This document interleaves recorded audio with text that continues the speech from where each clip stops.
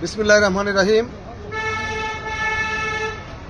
আজ সন্ধ্যা 5:30টার সময় আগ্রাবাদ জাম্বুরি পার্কের পূর্ব প্রথম গেটে এই শিশু বাচ্চাটিকে পাওয়া যায়।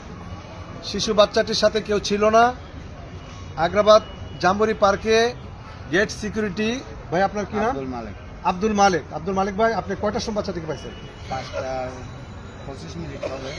5:25 সন্ধ্যা 5:25 আব্দুল মালিক ভাই গেট বন্ধ করে গেটের বাইরে গেলে এই বাচ্চাটিকে দেখতে পায় শোয়া অবস্থায়।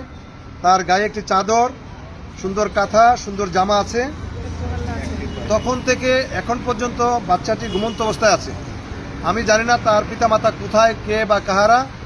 আপনাদের লাইক, কমেন্ট, শেয়ার দ্রুত যদি ছড়িয়ে দেন, এই বাচ্চাটির পিতামাতার কাছে যেন আমরা বাচ্চাটিকে পৌঁছে দিতে পারি, সর্বোচ্চ চেষ্টা করব। ইতিপূর্বে আপনাদের লাইক, কমেন্ট, শেয়ারে 2টি বাচ্চা তার পিতামাতার কাছে ফিরিয়ে দিতে পেরেছি। এটা আপনাদেরই অবদান। আমি আপনাদের প্রতি কৃতজ্ঞ।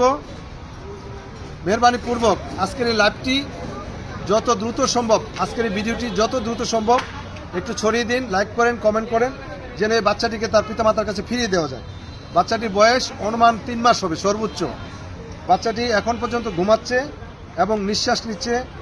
আমার মনে হচ্ছে বাচ্চাটি সুস্থ আছে। তারপরেও আমি শিশু হাসপাতালে নিয়ে যাব, বাচ্চাটিকে ডাক্তার দেখাবো ইনশাআল্লাহ বাচ্চাটি সুস্থ আছে কিনা।